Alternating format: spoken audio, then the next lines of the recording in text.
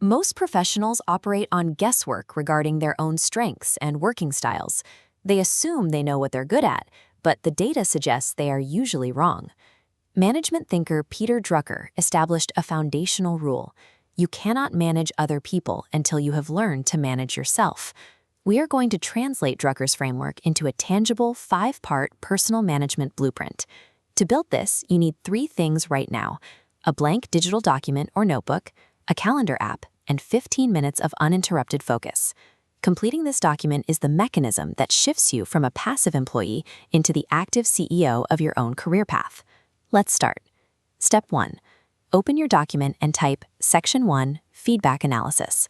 Below that heading, write down a 1-sentence expectation for a major career decision or project you are starting today. Now immediately open your calendar application. Set a review reminder exactly 9 months from today's date, titled Review Feedback Analysis. Guessing your strengths based on ego is unreliable. You have to test your assumptions against reality to find where you actually produce results. When that alarm goes off in 9 months, you will compare your actual results to your written expectation. Once you see the facts, stop trying to fix your weaknesses. Direct all your energy into moving your competent skills to a level of excellence.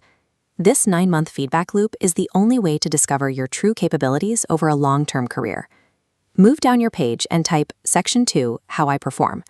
Here, we document your hardwired working style. First, you must identify strictly as either a reader or a listener.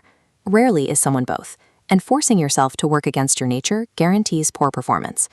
When Dwight Eisenhower was Supreme Commander in Europe, his aides made sure questions were submitted in writing. He read them, and his responses were polished. But as president, he faced open press conferences where he rambled and gave incoherent answers. He was a reader, trying to be a listener. Lyndon B. Johnson had the opposite problem. As a senator, he was a master listener. As president, his staff wrote brilliant memos, but he never understood one word of them. He was a listener, trying to be a reader. Next, define your specific learning method: reading, writing, talking, or doing. Winston Churchill, for example, learned by writing. Many writers find they cannot learn effectively through lectures or reading alone.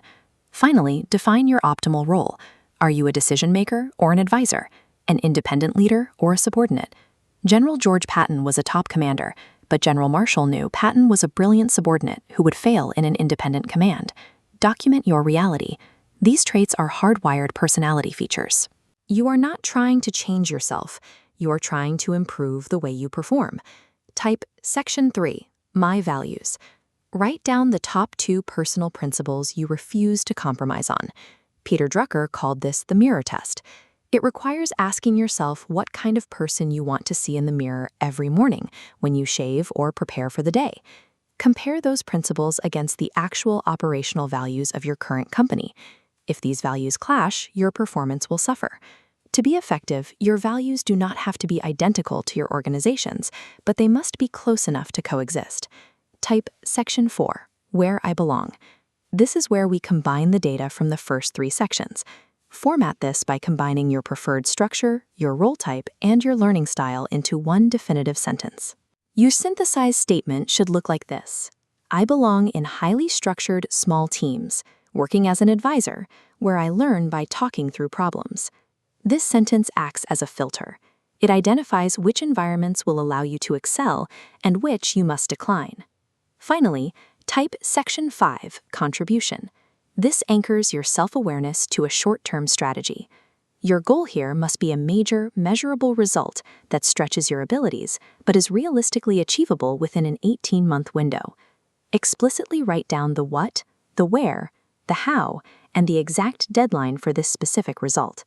Planning too far ahead often leads to vague goals. A strict 18-month timeframe forces immediate, actionable career momentum. Look over your completed 5-section personal management blueprint. You have now identified the specific variables required for you to produce results. By documenting these conditions, you shift your career choices from emotional reactions to data-driven assessments. But self-management also requires taking responsibility for relationships. Other people are as much individuals as you are.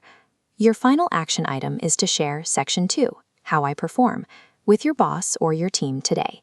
Tell them how you work best, and then ask them for their strengths and working styles in return. In a world where your career may span 50 years, this blueprint is the only tool that keeps you mentally alert and productive until the very end.